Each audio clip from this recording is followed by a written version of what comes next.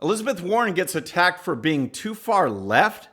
Elections in Virginia and Kentucky have the media and Democrats all spun up, and an ABC News reporter goes off on her own network for burying the Jeffrey Epstein story. All that and more. I'm Bobby Eberle. This is the 13-Minute News Hour. God bless the United States of America.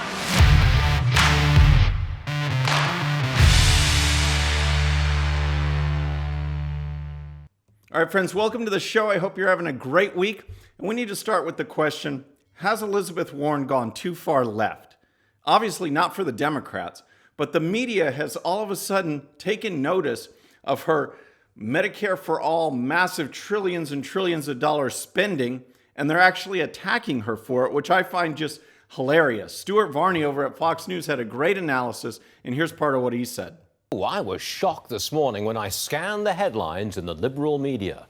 They've woken up to the economic lunacy of Elizabeth Warren's Medicare for All. So I find this so entertaining. You see this happen from time to time where a left-wing candidate just goes off the rails, this Medicare for All, and the media feel like they have to make an adjustment. They have to at least criticize to make the American people think that the media are somehow unbiased, which we know they're all in the camp for the Democrats and for the left. Yet these candidates go so crazy that the media just is forced to do something. Here's more from Varney. The New York Times, look at this. The Warren way is the wrong way. The Times says a Warren presidency is a, quote, terrifying prospect. This is the New York Times saying this. The Washington Post, look at this. A health care plan to get Trump reelected. Yeah, it's that bad. Another from the Post. Warren's health care plan is festooned with magic asterisks. So this is awesome. You've got the New York Times, Washington Post coming out against Warren, against Medicare for All. So you can bet if she ends up being the nominee, we're going to use that. We're going to use that against her when these far left publications that are not journalistic at all anymore, if they come out against Warren, that's awesome ammunition. It just shows how out of touch she is with the American public. So bring her on as the nominee for the general election. Varney then gets into some politics. He brings up battleground states, states that were crucial for President Trump's win in 2016. And here's what he says. The New York Times conducted an extensive poll of battleground states, those states that will have a big say in deciding next year's winner. Michigan, Pennsylvania, Wisconsin, Florida, Arizona, and North Carolina. And the Times concluded, quote, the president's advantage in the Electoral College remains intact or has even grown. Wow, so that's some pretty big news right there. And it gives you an indication or a possible reason why the media might be freaking out. Americans don't want socialism. They just want to work. They just want to do their jobs, save for the future, have, their 401ks doing well with the stock market. They don't want this kind of stuff. And I think the media might, from time to time in these polls, show that Americans don't want it. They don't embrace this kind of stuff. And so we'll see what happens come election time. But this is just really good information from the battleground states. Next, we want to look at the elections and the fallout, the spin from last night's elections. We had some big elections in Mississippi and Kentucky and Virginia, and the media and Democrats are always trying to look at that as signs that the Trump agenda is failing or that President Trump himself doesn't have coattails, doesn't bring people across the finish line, things like that. And this election last night was a great sign to see that Republicans are doing pretty well, and President Trump is doing great.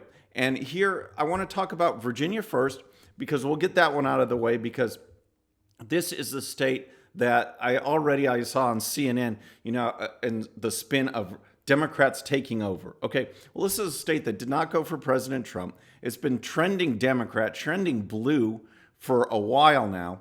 It already has a Democrat governor. Remember Ralph Northam, the one who spoke out about killing babies after they were born? Remember that clip? If a mother is in labor, I can tell you exactly what would happen. The infant would be delivered. The infant would be kept comfortable. The infant would be resuscitated if that's what the mother and the family desired. And then a discussion would ensue between the physicians and the mother.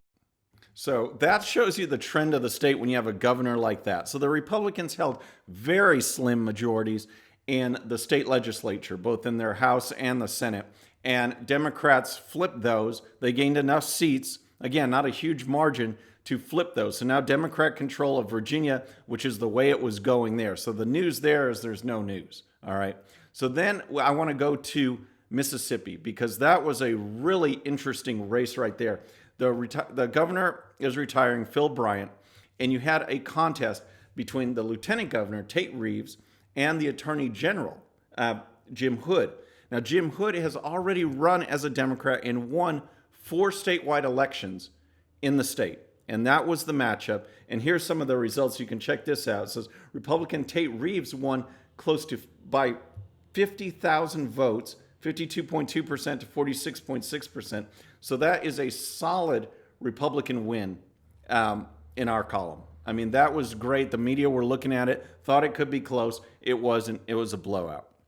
So now we have the real story. The real story is Kentucky and what happened there in a deeply red state, pro-Trump state. He campaigned for the governor candidate, Matt Bevin, just a couple days ago. And it was destined to be close because Bevin is not liked in the state.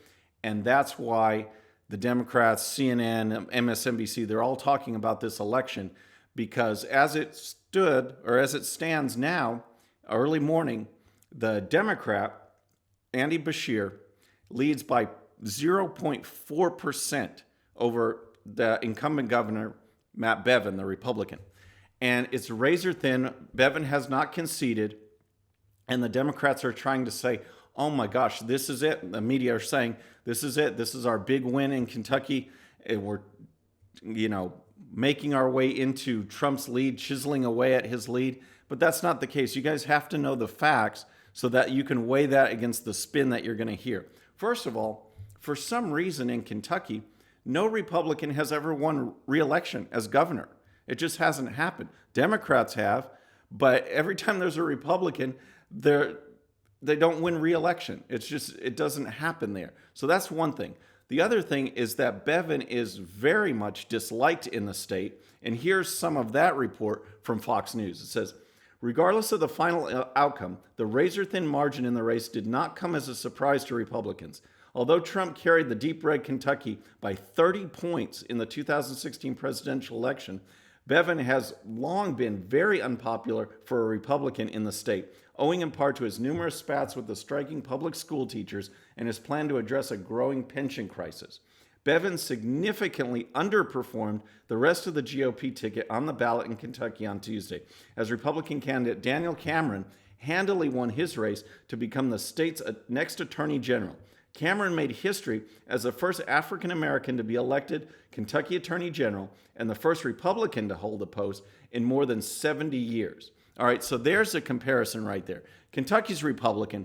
They just elected their first black Attorney General, not a Democrat, a Republican, and he brought in more than 70,000 votes, around 70,000 votes more than Matt Bevin did for governor. So it shows how much more Bevin is disliked in the state than someone like Cameron, who, again, congratulations to him. That is a great win. And the other thing here is I'll post the election results once more on the screen, and you can see that as of now, Bevin is only trailing by about 5,000 votes, and the Libertarian candidate in the race received 28,000. So that's what happens when people don't like you and they see an alternative, they vote for it, you could be out of a job. So it's definitely not a mandate against Trump. There's some Kentucky history there, and it's just a person that people didn't like. And it shows when you see that difference in voting for the first black attorney general, Republican Cameron. Awesome job. And how much better he performed in Kentucky, same night, same election, as Matt Bevin, the incumbent Republican governor. So next, I want to talk to you about what's going on with ABC and this whole Jeffrey Epstein story, because this story will not die. Epstein lives on, despite the fact that several months ago he committed suicide.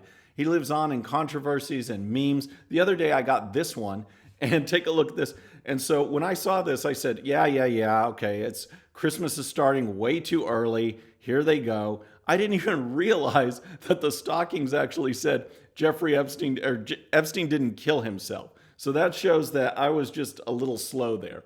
But the latest controversy is Project Veritas has released a video that captures a hot mic of reporter Amy Robach, and she is complaining about how her investigation of Epstein, an investigation, occurring 3 years ago, they had this information, was not played by ABC, and they just sat on it.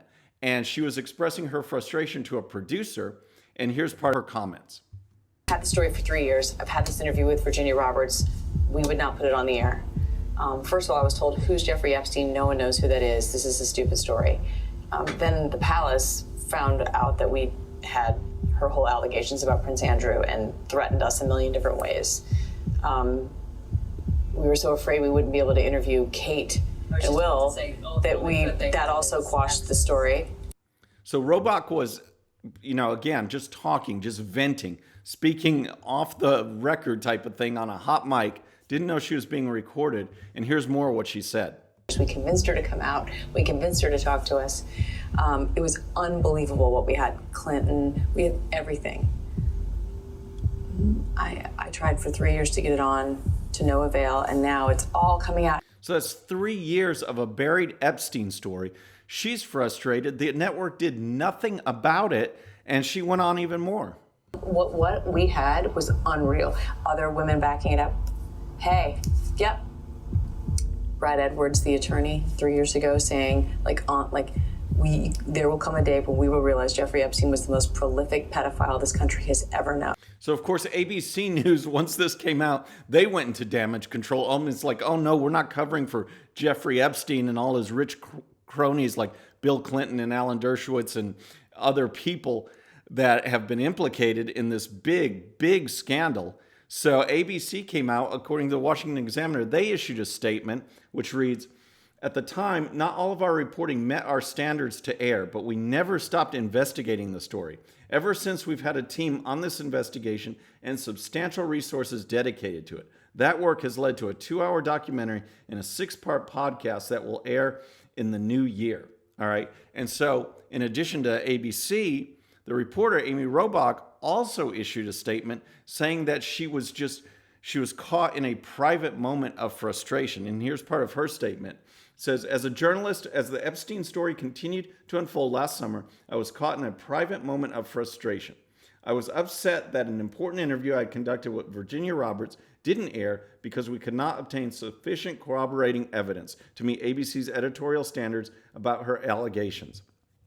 So how do you take all that? I mean, it's so interesting because this guy, he was the who's who of the rich and famous and powerful, and all of a sudden he commits suicide, which, as you saw from the autopsy report that came out just recently, that's very mysterious, very suspicious, and yet, the story continues. And we're going to learn more and more and more, and hopefully we'll find out what really happened, because as you know, Epstein didn't kill himself.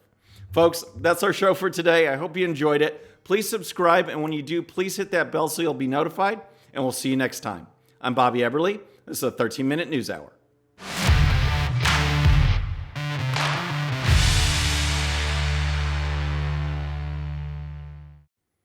Okay, friends, just a little reminder before you go, and no, this does not count against my 13 minutes.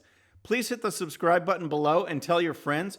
And if you happen to miss our last show, you can check it out right here. And also for great conservative news and commentary, please check out GOPUSA.com. All right, folks, we'll see you on the next show. Have a great day.